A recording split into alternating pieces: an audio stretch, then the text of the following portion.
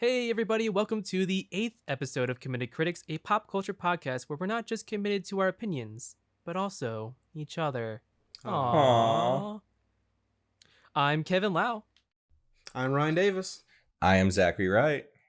And today we have a special guest today. Who are you, special guest? Hi, I'm the special guest. My name is Kyler Guebert. Woo! Nice to meet you. Nice to meet you. So, Kyler, tell us a little bit about yourself. What do you do? What kind of pop culture do you like? What are your goals, your dreams, your aspirations? I am definitely into film. That's definitely probably my main source of a lot of the pop culture that I take in. I am currently working on a new kind of blog style type thing for Instagram called Pop Culture Kyler. So my goal is to cover a lot of the stuff going on in the pop culture industry, as well as posting some reviews and some opinions on some of the things that have been going on in the industry. So that's been going really well so far. And so I'm excited to continue doing that because that's one of the things I really enjoy doing, is getting to share that opinion and hear other people's opinions as well, which is why I'm really excited to be on here and do this today. Kyler, if people wanted to follow along with your stuff at home, where would they go? Oh, if you wanted to follow along at home, you can head to Instagram. You can go to Pop Culture Kyler. That's going to be the best place to go. And then from there should be links to some of my other work that I have done, including award season predictions, award season just informationals, as well as some other reviews that I have done. Nice. Cool.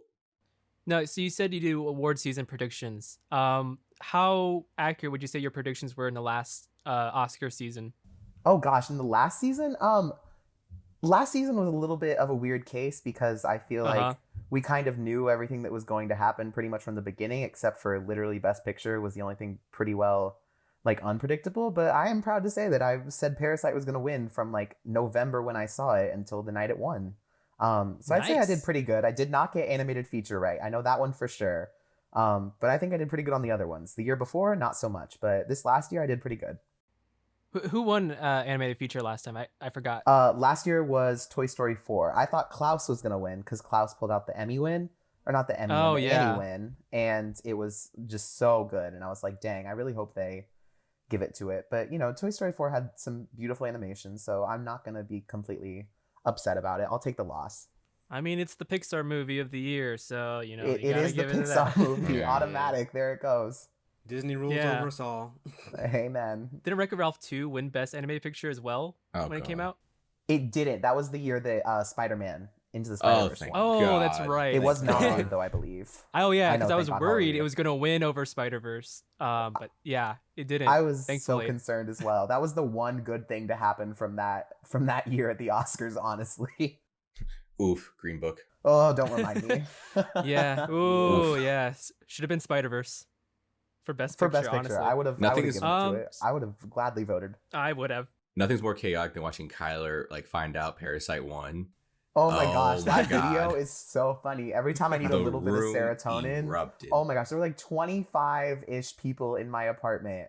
And it was 10:30. They were about to announce it. Everyone was so quiet, and the entire room just lost their minds. I literally blacked out for a second. I was so happy. It was amazing. It was the first time I'd ever seen the film I wanted to win Best Picture actually win Best Picture. So in person, it happened in 2017 when Moonlight won, but I turned my TV off when they said La La Land, so I did not see that all play out live. It was really embarrassing. Yeah, that was so I didn't that was quite wild. Get to see that. Literally the most iconic thing to ever happen in Oscars history, and I missed it because I turned off the television. One of my biggest regrets. Out of pure anger. I don't blame you. No, it was so nice to see Parasite win because it was, in my opinion, legitimately the best film of 2019. Oh, I completely agree. And most critics agree, I think, yes, as well. Absolutely. Anyone who disagrees is an interesting critic. Very interesting critic. I would like to hear some of their other opinions and then come back to it. Well, there's that one guy that rants about Joker not winning, so I've heard that opinion. Oh my gosh, I saw that, and then I also saw he did a follow-up video where he actually finally went and watched Parasite, and he was it's so good, and he actually loved it, and I was like, okay, dang. He still thought Joker should have won, but he did like Parasite. Man, character development. Truly, honestly, we'd love to see it. Better than Jokers.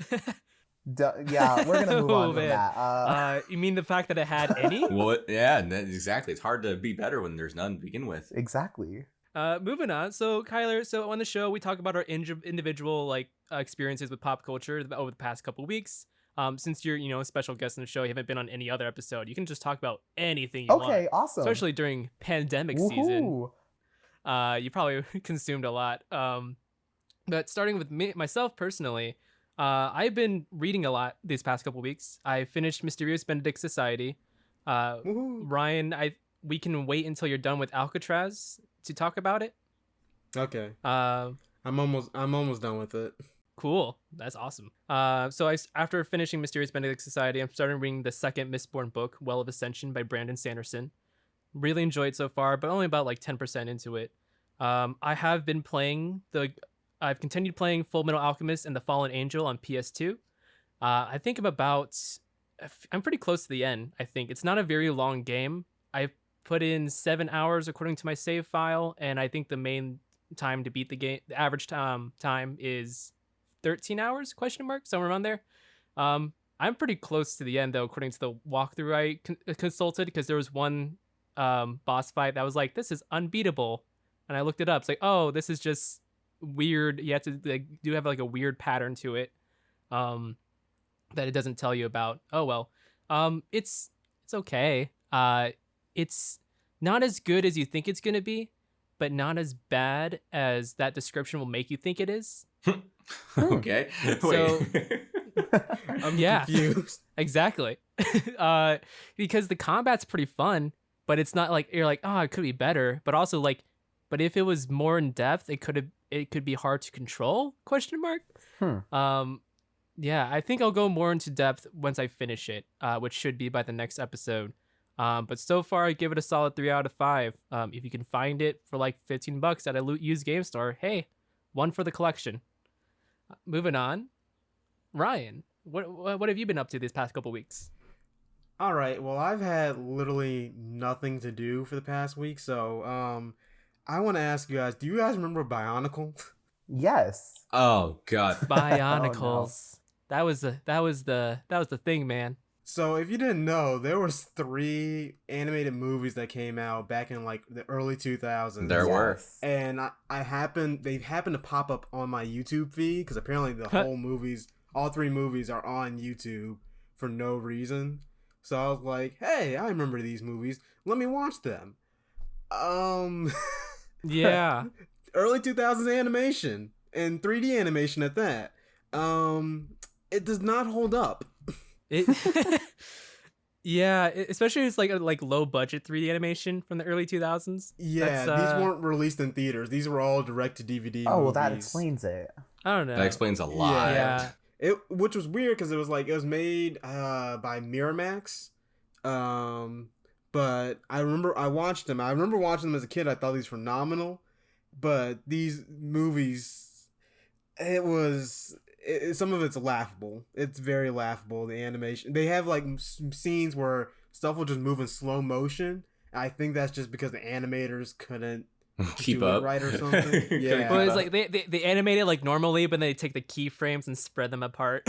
Yeah.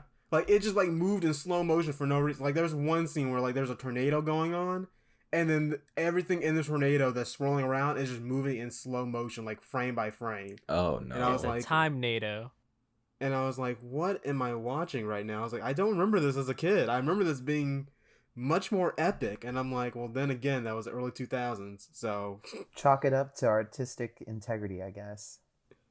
yeah. Ryan, there are actually 4 Bionicle movies. Wow. There's a 4th one? There's a 4th one. What? Yeah, and then there's a show that was made based on the 4th one, but I think it only lasted for like a season. I did not know this. I only saw the first 3 because I had them on DVD when I was little until my brothers broke the DVDs. Oh, that's Ouch. sibling life. Yep. But I've only seen the first, 3rd, and part of the 4th one, because the 4th one came out like many years later, like early 2010s. I don't know exactly. I have it right That's when here. I didn't see it. I have it right here. Mask of Light was the first one.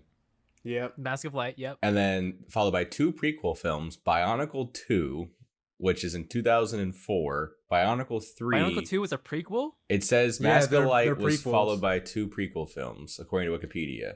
Weird. Yeah, it's weird Uh-huh. because 1 is like the ending, and then 2 is like the beginning, and then 3 takes place in between 2 and 1.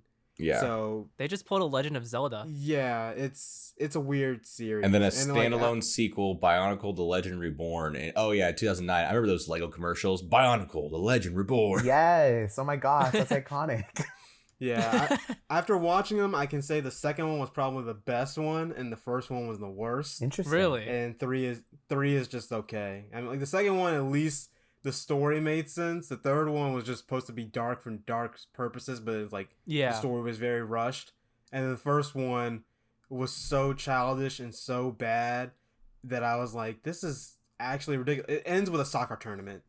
Lacrosse. It ends with a lacrosse tournament at the very end. What's wrong with lacrosse? Nothing. But the fact that the main villain got beaten by man, having a lacrosse ball thrown into his chest. That's fair, and they're Bionicles, so it's like, why lacrosse? Yeah, like he just they threw a lacrosse ball at his chest. He exploded. End of story. And that's the Bionicle movie. Ryan, it was set up earlier in the movie. I mean, yeah, but I'm going to be honest with you Anyway. guys. I'm not committed enough to watch these I will not be movies. watching the Bionicle films. I'm really No. sorry, guys. Okay. I don't. I watched them because they were a child. Because I watched them as a child, and I realized how bad they are. But Cool. Glad we're on the same you page. know, That's a fun revisit, though. yeah. My siblings watched it like a few years ago. I've only like kind of like caught. So I don't. My memory of it is kind of hazy. But I remember the first one, Mask of Light, is just a very simple story, but it's very childlike. It's not as cool as it thinks it is. I didn't see the second one, but the third one I'd also remember is like you said, it's dark for the purpose of being dark, but also makes no sense at all. Yep. So there we have it, folks. Bionicle. Amazing. What a series. God. Well, the fourth movie apparently. You gotta watch the fourth before the next episode. Yeah, and a TV show. Oh wait, and then there's also Hero Factory, which is like sort of like Bionicles. Oh, yeah. I think I've heard of that. I don't know about that one. It was like a thing after. I don't know quite what it is, but I do know what Kevin's talking about, yes. Yeah, I don't think it's directly related to Bionicles, but it was like the same style of Bionicles. It was kind of like a reboot to try and like get the Bionicle brand like under a new name, I think. Oh, I see it. And just Okay. like most reboots, it failed. Yep. Miserably. So Zach, what have you been up to these past couple weeks? I'm gonna be honest. I cannot remember the last 2 weeks. Fair enough. I woke up an hour ago. I'm trying to think of what I did, any kind of media I consumed. Last night, Jordan and I watched John Mulaney's stand-up thing on Netflix, The Comeback Kid. Woohoo! That was really good. The Comeback Kid is my favorite. Highly recommend it. Zach, you finished Young Justice. Oh yes, Ryan. I Yes. finished the Young Justice cartoon. That was really good. Or caught up to it rather, season 3. So that was really good. I highly recommend watching that. I still need to start season 3. Kyler, you will Kyler, like you're it. missing out. You will like it. I'm so excited. I still need to go beyond season 1. Oof. Season 2 is amazing. Season 2 is pretty Like good. season 2 is where I really fell in love with it. Yeah, I You're agree. gonna love season 3. I Yes, will. that's be how I am, soon. Kyler. I like season 2 better than season 1. Yes, same. Okay. Because there's a weird time skip when I started season 2. There's a weird time skip. I'm like, this is kind of weird. Yeah. But I was trying to get into it, and then it got taken off Netflix. So I was like, oh. Then I got DC Universe and kind of just never got around to it. Young Justice is a good, like, from my opinion, is a good, like, entry level. If you want to get into, like, comic books or want to try to understand how comic books operate, like, it's a good entry point. Like, it's a good jumping off point because, like, Yes. you're introduced to, like, a lot of characters really quick. Like, there were times I was asking Ryan, like, who's this guy? I asked him who Arrowhead is a good 7 times. And yeah. And I'm like, who's the Pink Hood? And he's like, that's Arrowhead. I'm like, oh, that's right. My bad. But yeah, so I mean, if you want to get into it, really research who these people are or who these characters are, like you could find really fantastic comic books, like from just like looking at all these characters. Interesting. Yeah, I liked it a lot. I think it's on HBO Max now too. So sign up for HBO Max. It's DC Watch Young Universe right Justice. now, and then it's gonna switch over to HBO Max. Yeah. I think it's on. Oh, you're right. Maybe when this episode comes out, it's already going to be on HBO Max. So check when Maybe. it comes out. Yeah. Google it. You'll find out. Kyler, what have you been up to? So I actually was just talking about this a little bit earlier. I actually just finished watching the final season of Schitt's Creek. It just got put on Netflix. It got put on a little bit early after it completely dominated the Emmys just a couple of weeks ago. And one of my friends hadn't yet to finish it up. So me and her just actually finished watching it. And it was awesome. I hadn't seen it since it aired back in April, and that was essentially 5 years ago at this point. So I was Really? very excited to revisit it and to get to see everything play out again. Okay, one thing I didn't realize, because people kept talking about Schitt's Creek, and I thought it was a recent thing. I thought it was only like a season or two in. I didn't realize it was 6 seasons long. Yeah, No, no, it's been yeah, out the for a weird- little while. Yes, it was weird because it had like they aired 4 seasons, and then when they aired the 5th season, it ended up basically all 5 seasons got put on Netflix, and it blew up, and then it got I think it got 4 Emmy nominations in its 5th season. Oh, wow. So after literally being ignored by the mainstream consciousness for 4 seasons, for 4 full years, the 5th season blew up because of Netflix, and then they were ending it with their 6th season anyway. So like in terms of like pop culture consciousness, it really hasn't been around for that long, but it's been airing for a lot longer. Okay, that explains it. Is it an Yeah. American produced show, or is it Canadian, UK? It is Canadian. That's- yeah. Yes, it is created by Dan Levy and Eugene Levy. They are absolute geniuses. It is so funny. Catherine O'Hara is literally probably the funniest woman alive. Everything she does is just brilliant. It's amazing. Yeah, Canadian shows don't tend to get much recognition in America until they're put on American Netflix. Exactly. Same thing with like Kim's Convenience. That's also another Canadian show that's I starting to get a love lot Kim's of traction. Convenience. Yeah, it's so good. It's so I good. love it so much. Anyways, so we're moving on to talking about some a little debate that Zach, Ryan, and I put together called Theaters versus Streaming. Because during this pandemic, it's showing that a lot of theaters are just not doing well. Who would have thought that would happen when you're not allowed to go outside? So I just want to we can go around the room real quick and kind of talk about like what we think about if you think theaters are important, why is that important to you? And do you think streaming is the future and will it replace theaters? So I'm going to start with Zach on this one, on what your thoughts are on that. All right. I'm just going to be clear with my statement. Let theaters die. My God. Gasp. Well, Listen. we're starting off on a note Wow. for sure. Here's what I have to say. I loved going to the movie theaters with my mom, and that's one of my fondest memories. We would always go see like new MCU movies, Star Wars movies. It was a fun little I guess mom son date night we'd have together. It was really cute and really sweet. I loved doing it, but it's just so expensive. Having to I always felt bad when she'd pay for it because if we liked going to the IMAX theater because we're like, let's see on the bigger screen. I'm like, okay. If we go in the IMAX theater, it's almost $40 for the two of us. Yeah. And if we get popcorn, it's almost $50. You're pushing $50 right there. Even if you go to a late night Friday night movie that isn't IMAX, for example, that's still about $12 a ticket, at least at our local AMC here. So if I take my girlfriend Jordan out on a date, that's $24. Again, popcorn, you're pushing upwards of $30. So I mean, for me, it's more like the expense route. I love the feeling of the theater, I really do, but it's getting to the point where I can't justify it, not financially, but it just makes no sense when you can pay. I'd rather pay $30 to watch a movie in the comfort of my own home on if I wanted to buy a 4K TV that could last me 10 plus years, I don't know. I just find it it's more easier. It's more convenient for me to be able to stream what I want in my own house. Now, going to the $30 for a movie Mulan's a bad example of that, in my opinion. There are other movies I would pay $30 for. Mhm. Mulan, definitely not one of them. I just wasn't really hyped for it. But you cannot sit here and tell me Avengers fans wouldn't pay $30 for Black Widow, especially if you get 3 of your friends or 4 of your friends to watch it with you at your house. That's $5 a ticket, basically, if you break it down like that. No, I love movie theaters. I love the memories I have of them. I'm so fond of them. but it's getting to be like it's not sustainable for theaters to remain. And that is my 5 minutes on the floor. I would like to pass it off to Ryan or Kyler, who would like to go first. I'll let Kyler because I know he's the cinephile here. Oh, cool. Great. I'll go. Okay. So I virtually disagree with everything Zach just said. I knew that was going to happen. That's fine. I passed it off to Kyler. I think we're just I think right now, I think a lot of the points you made, Zach, are incredibly valid.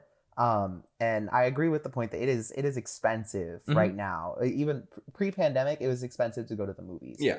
Like it, especially if you, I mean, for you were taking Jordan out on dates. So of course you're paying for both tickets. So it's automatically more expensive for things.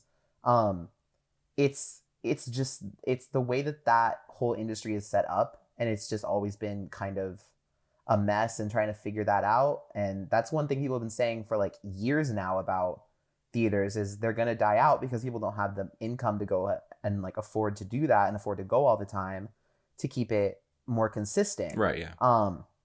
But right now we're in a very weird place. Kind of like what Kevin touched on earlier. Theaters that are open are not making money. The box office is like literally deceased right now. Last weekend, the number 2 movie in the United States was Hocus Pocus, hitting a literal box office peak for the first time in its career. Had never gotten higher than number 4 before, and now we're in that. We're just not in a place right now where those kind of things can exist. Right. I'd like to think we can find a happy medium between where I kind of stand and where you kind of stand, Zach. I think that there's a way that we can keep the theater experience alive and allow people who want to go out to the theater to see things in the theater, who like that experience. People like me who literally go like, I was going when I had my AMC A-list, which I currently still do have. But when I was going in its prime, when like all the blockbusters and stuff were coming out, I was using that. I was going a ton and like just making it work. Cause like, that's what I do. Like I say this all the time to people, but like going to the theaters to see a movie is like my version of therapy.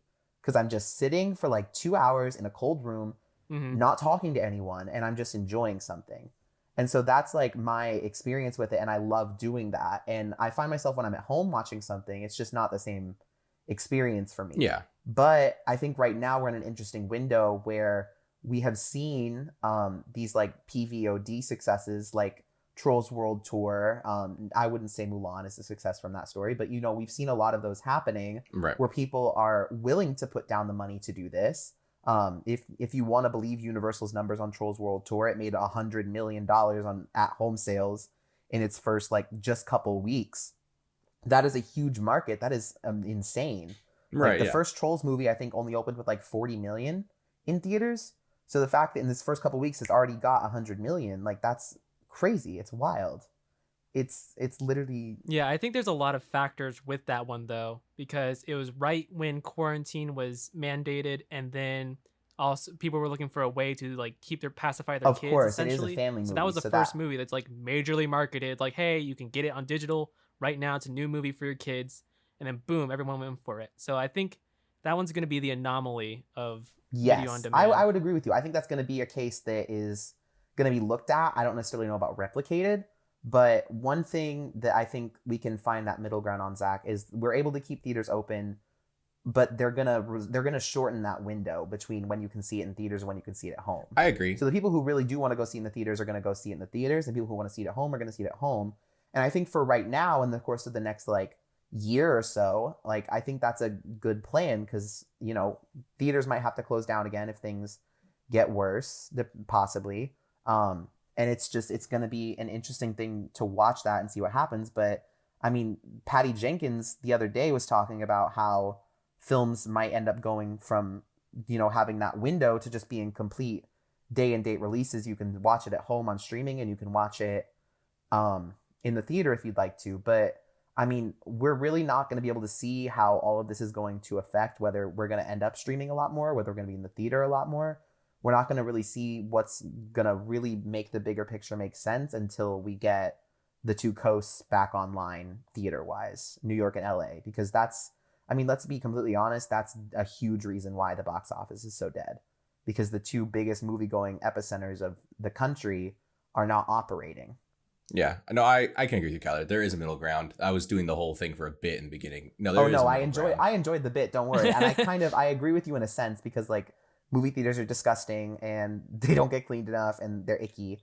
But at the same time, I would not trade that experience Right. to go see something that's like huge and amazing on the big screen. Oh no, I agree, and I feel like it just requires like a giant internal overhaul from distribution companies and theaters themselves, because like theaters are mostly independently owned, right? Like a person owns Yeah. a theater and they have to pay for the movie to be there, correct? Yes. So I mean, like, I'm sure distribution has jacked up prices or have like consistently jacked up prices as the ticket prices increase too. So I mean, it's not just Absolutely. the theater's fault is what I'm trying to get across. It's something internally with distribution companies who are wanting more money to pay their stars and pay these higher end movies off. Like Avengers was cost 300 million to make? Around there, yeah. Yeah.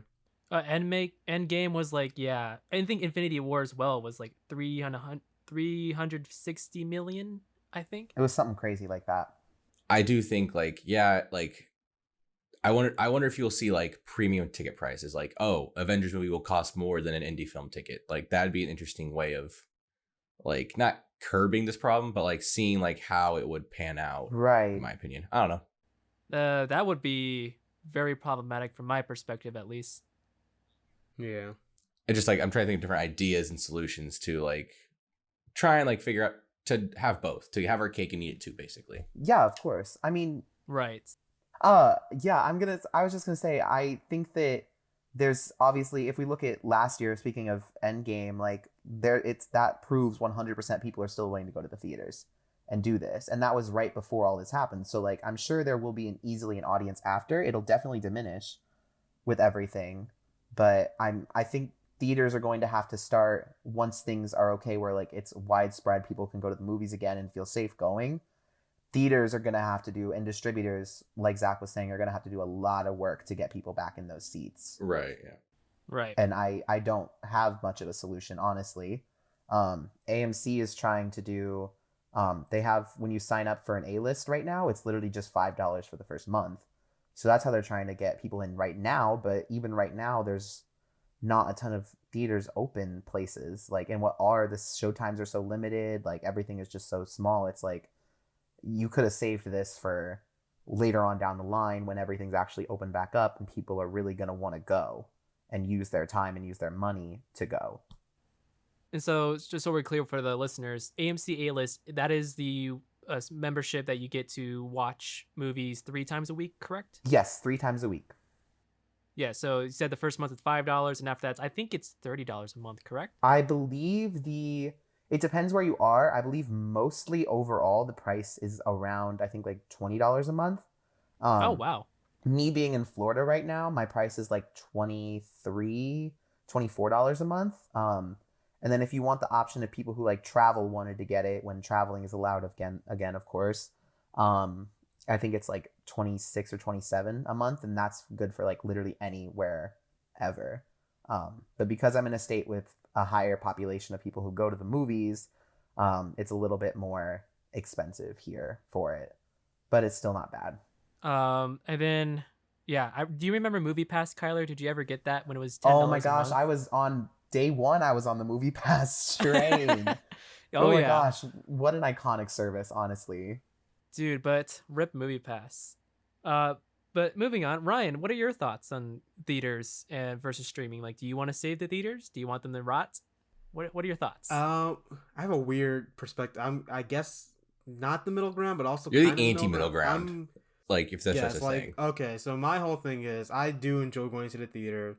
I usually use it to go a lot with my friends and everything, go see whatever big movies coming out. But usually I'm more inclined to go see, I guess you would call it more blockbusters. So, the Marvel movies, Star Wars, but also like things like Tenet or I guess what would you other classification, like Interstellar, things like movies that yeah, the big budget stuff. yeah, like movies that get are highly anticipated, but I don't go see any of the movies. Here's a fun thing: I rarely ever go see a movie that makes it into the Best Picture nominations. I think the only Best Picture nomination I've seen in the past like 3 years is Get Out and Knives Out. Was Knives Out? It was Best Picture not. nominated? Best screenplay. Oh, then It was not nominated. It was nominated for best original screenplay. I guess Get Out is the only one I've seen. I mean, Black I Panther. Oh, Black Panther. I keep forgetting that made it. I mean, like that's most people. Yeah, honestly, so, that's the general public. Yeah, it's weird because I'm like, my whole thing with it is like, I think streaming should have it for, I guess, more like, one thing I think is easier, especially like seeing what happened with Trolls World Tour, is like having more animated movies go on streaming, because those are family friendly movies. Like those can be in theaters or in streaming, but it's easier to get your family together around, like, you know, the couch, get some popcorn, and watch a movie that way. But I feel like a lot of movies, like big blockbusters, should go back to theaters. Because one thing I did is like, I rewatched Avengers Endgame recently, and I was like, rewatching it on Disney Plus versus watching it in theaters. If I were to watch Endgame for the first time on like my regular screen TV or even a 4K TV, I just would not feel like this was the epic thing that I've been waiting years for. Yeah. So I'm like, I feel like some bigger movies have to be in theaters because that's what they're made to be. Like that's what they're made for. Like it's made to be like this huge spectacle, this huge like kind of thing to see on a screen, on a huge screen, like with your friends or even just by yourself, like just to see it versus seeing it on a small TV and being like, oh well, that was cool. I agree with you, Ryan. Like, yeah, I joked. I'm like, oh, like you're the chaotic evil. No, you're basically the representation of most moviegoers. Yeah. Yeah, and I'm also like, I have to force myself sometimes to watch a movie at home. Like me, I'm like, okay, I need to sit down, take 2 hours out of my time to watch this movie. But I'm like, if I'm going to the theater, I'm like, at least I'm taking those 2 hours to go somewhere, sit in a big screen with friends or with just like, you know, general snack food. So I'm like, and plus I don't ever buy popcorn at the theater because why spend an arm and a leg for popcorn? I mean, yeah, no, I agree with you, Ryan. Like, I remember like whenever I was in high school, like I'd go to the movie theaters with my friends, see like Marvel movies, for example, also. But like one time we watched like Guardians of my house and we all lost our attention. Like our attention spans went out the window because we were at my house and like had nothing, like we were bored watching Guardians for like the third time. So I mean, yeah, no, I agree. Like I feel like you represent most moviegoers. I think people who agree that blockbusters will, I think people who agree with you will be the ones that save movie theaters in the end. Yeah, I think I can't, like, even watching movies like Logan, like that you said, Zach, losing attention span. Logan's a phenomenal movie. Lost attention span within like 20 minutes. Yeah. Yeah, it's so my thoughts on it was like it's kind of like a mix of all of you guys, where I see going to the theater to watch a movie as an extension of the viewing experience. You have the general viewing experience, which is like you can just watch it at home on your TV now. That's the most basic level of watching a movie now. Some may say you can just watch it on your phone now. That's the basic experience, which is kind of what I've been doing lately. But I will go into more detail on that. But like you said, Zach, it's expensive to go to the movies. Yeah. Even if you just go by yourself, you know, I mean, when I went by myself to movies, I try to go in the daytime, when the tickets are like $7. Right. I don't get popcorn. Right. So in the way it works, whereas I'm trying to think what I was about to say. Yes. So the way it works, whereas the movie theaters get their money to pay for all their employees and everything through the popcorn sales. But since less and less people are buying the popcorn, they have to raise the price more so that we can still make the ends meet. And that, you know, they're shooting themselves in the foot, essentially. But what other choice do they have? And also because the ticket prices are also going up, and that's most of those ticket prices, they go towards back into the studios. I think only 1% of ticket sales goes into the theater. And I think, or maybe that's like the maximum profit they make after a while. Because I know it starts off really small when the first opening weekend, but then that margin gets a little bit bigger as the movie makes less money. So it's a weird predicament that theater owners are in. So, but yeah, and like Ryan said, you know, there are some movies that are just meant to be seen in the theater. They are these big spectacles, and I think my theory is it has to do with the audio. Yes. the whole like you have these high definition speakers and like really intense sound mixing meant for the theater experience. When you watch it on TV on your like your TV speakers, it doesn't sound the same. And from my film school experience, it's like, you know, if a movie like a short film can look as good as it can, as good as it wants, but if it doesn't sound good, people are gonna lose attention to it. Yes. They has like the sound is more important than the visuals essentially when it comes to crafting your own short film. Um, so I think that plays part of an issue of why we would lose attention, have a short attention span when it comes to being at home, watching movies at home. But also you're at home, you're relaxed. Like, you know, you're not. This is not the one thing you have to focus on. I I'm totally fine with watching movies on my TV. I'm fine with watching movies on my phone. I have really bad internet at my home. So my phone data is basically the best internet speed I have. So a lot of movies I've been watching lately have just been on my phone. When I have watched, I collect a lot of physical media, so I have like a ton of DVDs. But I don't have my own personal high definition TV. I have a 720 pixel flat screen TV, and I watched my DVDs on my PS2. So that's, you know, a lot of quality issues right there. But I still watch them. Because I just enjoy movies.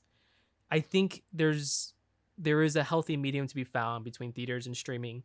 I don't think distributors are noticing that yet outside of Netflix, because what Netflix is doing is they are releasing movies on their platform, but they are also releasing them in theaters as well. Usually local art house theaters usually play indie movies.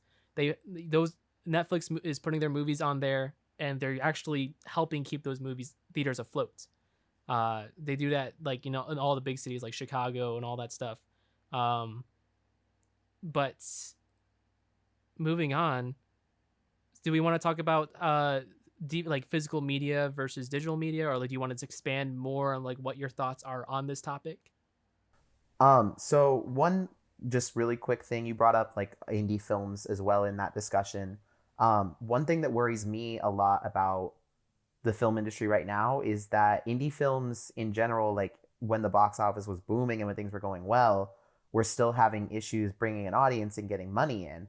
So now that it's now a struggle to get people to come to even see these blockbusters, these people that are gonna, like Ryan said, like save the theater industry, you know, it's gonna be even more difficult for those indie films to get an audience, which makes me worry a little bit about that industry, because if they can't get any money and they can't make theaters, studios are going to be less interested in making them and promoting them and producing them, which is going to make it just so much more difficult for not only in terms of like getting films that aren't just that main big blockbuster thing, but in terms of getting films that cover diverse topics and are filled with diverse casts and crew. It's going to be even more difficult for them to get made and them to get seen by a wide general audience.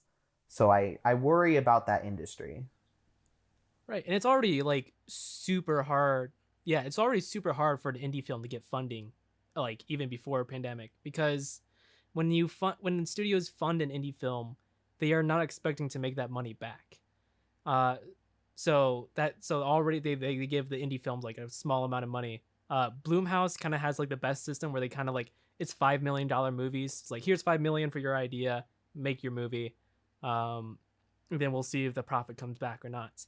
But so generally how the movie system works is that they make these big budget movies that gain a lot of revenue, and then they kind of split that revenue into their smaller projects. Like with Disney right now, like, you know, most of their money is coming from Pixar and Marvel and Star Wars, and they're using some of that money to make their smaller projects that kind of just get flown below the radar. Yeah. So right now, even the big, like you said, Kyler, even the big movies are not making money. So we're at a weird standstill right now. Yeah. I know some big movies are still trying to go into production. Batman with Robert Pattinson still going on. As of recording this, the Jurassic World 3 just kind of stopped production again due to COVID, testing positive in COVID again. I think that's like the third time they've had to stop it. I forgot there was a Jurassic World 3. Wild. It's almost as if I love the irony of Jurassic World getting delayed because of science. I did have one other kind of question about the topic. So, what do you guys think of drive-ins replacing theaters? Oh at yeah, all?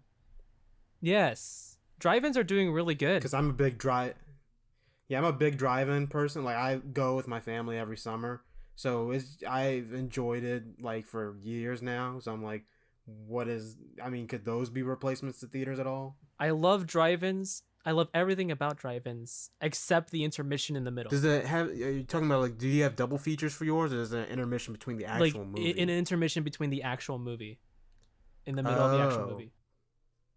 Oh, we don't. The drive-in I go to, it usually has two. It's a double feature, so it does two movies. You have the kids side and you have the adult side. So it's like the intermission is in between those two movies. It doesn't matter how long it is, and it's usually like if you have to go to the bathroom, go to the bathroom. Yeah, it's like kind of like maybe my theater's doing it wrong. Yeah, I'm like I never heard of intermission between the movie unless it was like made for that. Right. But so yeah, no, like because I think the drive-in I went to in our town, I've seen at least one movie there. I saw Cars 2 for sure. I can't remember what the other one was. Oh, I think I saw Monster House there as well. How do you even do an intermission for that? Yeah, but both times like you said earlier, they put an intermission in the middle of the movie. Concession money. They got to get my family and I are like, really?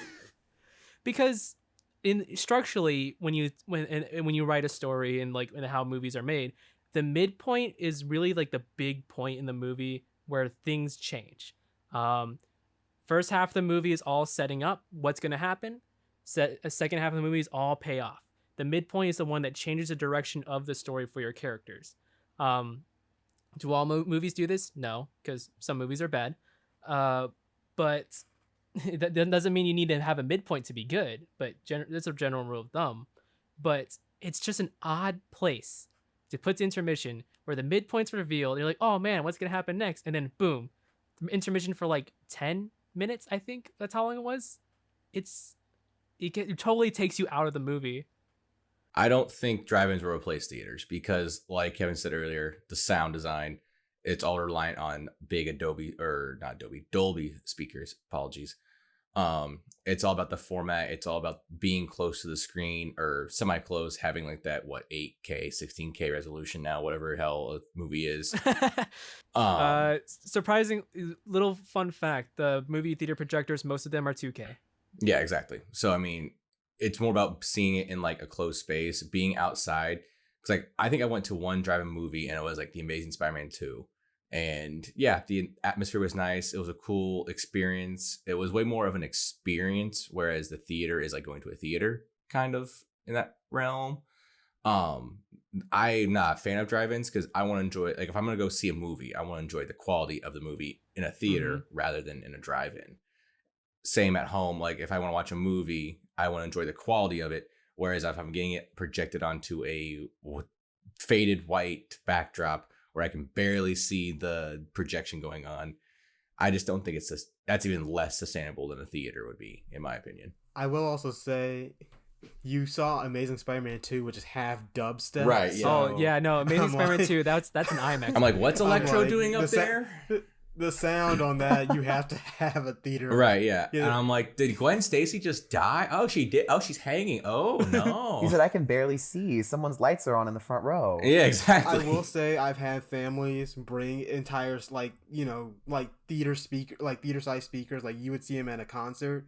I've seen them, drive up with those. And that's the best thing to have those. Because, usually my family will listen to, our little portable radio. But, when you sit next to that one family that has the speakers, everyone just uses that one speaker. Those people are community leaders. Yes, honestly, community leaders. You're completely correct. I have been a couple times this year, actually, to a drive-in. One thing I found really interesting, just watching them, is the experience. Everyone that's there, it's pretty much packed every day. They've got people there, so they've got an audience. So it is moving. And one interesting thing that I agree with Zach overall. I don't think they're going to replace movie theaters in any type of way. But I think for right now, it's a very good resource because you see in a lot of the big cities, a lot of the bigger corporations are putting on stuff. Disney Plus is having events. But also you're seeing something interesting is people are doing like these virtual concert drive-in events. Like Garth Brooks, literally probably one of the biggest recording artists in the world, just did that. So it's a huge thing with that. They're doing a lot of drag shows with RuPaul's Drag Race contestants in drive-ins. So I don't think it's going to replace anything, but I think for right now, it's a very interesting time. And I think that drive-ins are a very interesting modification for how people are enjoying media right now. Yeah, so I mean, like, I think it's just also a generational thing where, like, we're having such a huge shift in technology in the past 120 years or so. It's just hard to keep up with everything that's going on. Even just, Zach and I were talking about cameras before. Like, now they just released a 16K camera. Is that what they released recently? Jeez. Yeah. 12K. Wow. Yeah, and like and as far as market statistics go, most people have not moved to 4K yet. A lot of people have settled with 1080p, and that's still like a small market compared to the people who still watch DVDs instead of Blu-rays. Yeah. So we're moving really fast in one direction before really figuring out what exactly we're building off of. Like the foundation isn't there yet to really build something more on top of it. So like theaters, like every year you see an article, theaters are going to close this year, theaters are failing, and then one movie comes in and then like kind of like wins the box office and just totally like satisfies theaters for another year. I think what this means is that blockbusters, bigger studios, need to make better movies. Yeah, basically, yeah. Yeah, you're right. Surprise, surprise, it's the good movies that make a ton of money that save the theaters. But making movies is always a gamble. There's William Goldman, who wrote Princess Bride and The President's Men, and Butch Cassidy, a Sundance Kid. In his book The Adventures of the Screen Trade, he makes a very good point, and I agree with him fully on this one, that everyone in the industry nobody truly knows anything, and it just applies to everything. To be honest, like no one's going to be able to accurately predict the future. You can have something that will most likely work. You think, like, you look at it on paper, like, this is going to work. You make the movie and it's a great movie. Like, oh, this is going to be great. And then like you release it, makes zero money.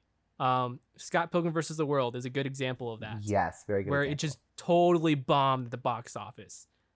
Made no money back. And then like years later, now we're the 10th anniversary, it's one of like the most watched films in America. One of the most talked about. It became a cult classic, yeah. Yeah. It's, it's making movies is always a gamble. Working in a movie theater, like owning a movie theater and running it, is a gamble in itself. Everything, the whole entire entertainment industry is a gamble. It's just, you just kind of, it's all about up to the audience. We're just like, I'd say educate yourself more of what's coming out. Watch trailers as they come out. See what interests you. If it's something that you're super interested in and you think would be a good experience, if you have the time and the money, go ahead and watch it in theater. So once you're watching a movie in a theater, like a specific movie in a theater, once in a lifetime experience, because you never know if it's going to come back to the theaters or not. It's an extension of watching a movie, and that only happens once. Absolutely. And so, but you can watch it at home anytime you want. So, if it ends up being bad, oh well, that it's a gamble as a consumer as well. But but like Zach said, we don't make enough money to properly gamble with that time, and it's movie prices kind of skyrocketing. It's crazy. It's all a mess. To piggyback off what you said earlier with like the 12K camera, right? Like we're at that point where like they're shooting in 12K, it's only going up in 2K in theaters. Right. That comparison's being drawn. Okay, they're shooting in 12K. We're only seeing it in 1080 at home. So I mean, like the difference between 2K and 1080 it's there, but the difference between 12K and 2K is it's like minuscule. Minuscule, exactly. Yeah. So I mean, like you have to like you said, like support the content or support the movies you want to go see in the theaters. That's what it comes down to. If you think there's a reason you want to see Avengers in theaters, then yeah, I definitely agree with you, Kevin. That's a good point. Also, it's a weird as of recording this, Disney just announced that they're going to move Soul to Disney Plus, but it's kind of weird that they have the movies with the people of color as main characters going to Disney Plus, but the white Yeah. led movies are being pushed to theaters still. Yeah. Just And it's an not observation. even being offered at an additional cost. It's literally free with the Which is subscription. ridiculous. They charge extra for Mulan, but not for Soul. Well, I think Come they on. Make I sense. think they Disney. learned their lesson from Mulan. They're like, oh, no one bought Mulan, so I mean, we'll just release it on Disney Plus. Yeah. One, no one bought Mulan. Two, the reviews of it were saying that's awful. Right, So, yeah. Make a good movie. I feel like people would pay $20 though Yeah. to watch Soul. Like that's the same price as Trolls World Tour was, and if that made as much money as they said it did, like I mean, I would pay $20. I would get a couple friends, like Zach said earlier, get a couple friends, put $20 down, watch Soul. If it means it's unlocked for me to watch as many times as I want, that's the same as purchasing it. It's a Pixar movie, Right. So like people will pay for a Pixar movie. Absolutely. A live action Mulan, it's a little up in the air, It's especially a when it's little like iffy. PG-13. Why I think. watch live action Mulan when there's already regular Mulan, which has the songs, it's good, and also there's not controversy between the main actor or True. actress. True. And the whole studio, the entirety of the studio, Yeah. like oh. I think the interesting play for Disney would be to release like Black Widow on like Disney Plus and see what happens. Yeah. For a cost. For a They cost, have to yes, charge. for a Oh, cost. that would definitely They be have to a cost. They charge. should have done that with Mulan. Like instead of Mulan, it should have been Black Widow and see what happened. Yeah. That would change the game. It would have been a safer gamble, but I think they also would have gotten the wrong idea from that because of it would have been like a Trolls 2 situation where it's like, oh, this is like, it works, but it's only works because of the content, not because of all the marketing or anything of Absolutely. that. Well, then you get into like the whole contracts with like certain appearances have to be made in theaters, like certain actresses or actors have to make appearances in a theater, yada yada yada, before it goes to digital Right. or media stuff like Like that. the New Mutants. Right, how it had to be a contractual thing. Oh my gosh, New Mutants. That was, yeah. But it looks like we're running out of time. But do you guys have any final words you want to say? No, I'm glad we all came to a civil discussion on this. I thought it was gonna go a lot more like, oh my god. That What do you would've been mean you funny. want theaters to die? I thought Ryan and Kyler was gonna go into me. I'm like, uh-oh. I'm like, uh-oh. Oh my gosh, no, because I do understand your points, and you made very good points all around. So I think it was a great discussion. I was very glad to be here. I am happy that no one judged me for my opinions. I know, right? Wow, look at us. Character development, guys. Look at us. There's a first for everything, Ryan. It is interesting to hear Zach's opinion on it too, because Ryan, Kyler, and I we're kind of like in the same generation, where Zach is like a couple years under that. So it's kind of weird to see that like. I'm a year younger than Ryan. What? I'm a year younger than Ryan. But you're like 2 years younger than, maybe 2.5 years younger than me. I think, but like the difference is there. Yes. I see the difference. So, not to call you a child, Zach. I'm not a child. But, it's a definitely. But if the shoe fits, Zach. Jesus. It's a different opinion. So it's nice to see that, have that little bit of a I dynamic will here. happily represent But- Generation Yeah. Z if you millennial bastards will allow me to. I will allow Make you. a TikTok about it, Zach. Kyler, where can we find your content again, just for our viewers? Oh yes. If you'd like to hear more of my opinions, hear more of what I have to say, you can find that at Pop Culture Kyler on Instagram, and there are links to some of my other work as well on that page. Awesome. Nice. And that's Kyler. That's Kyler. Kyler, yes. Perfect. Nice. This has been the 8th episode of Committed Critics. You can follow us on Twitter at Committed Crits. That's COMMITTED CRITS. You can listen to us on Spotify, Podbean, and YouTube on the YouTube channel KFM Studios. The link to our Patreon is in the description, and our sound engineer is Jordan Smearman.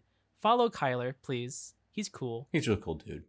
He's my old roommate. Wait, what? I keep forgetting we live together. I know. Oh. For a You semester. guys did. I didn't know you guys were roommates. Wild. This has been Committed Critics, and we'll see you. Oh, actually, we'll see you guys next week because we have a bonus episode with Ryan and I talking about Doomsday Clock, digging deep into those And in spoilers. 2 weeks, guys, it's our Star Wars conversation. Dun dun The dun. season finale. Oh my gosh, I'm gonna have to tune in for that one. Can't wait. That's gonna get violent. Yeah, That will right. get violent. It will get very violent, and we'll see you in that episode. Bye bye. Adios. Bye.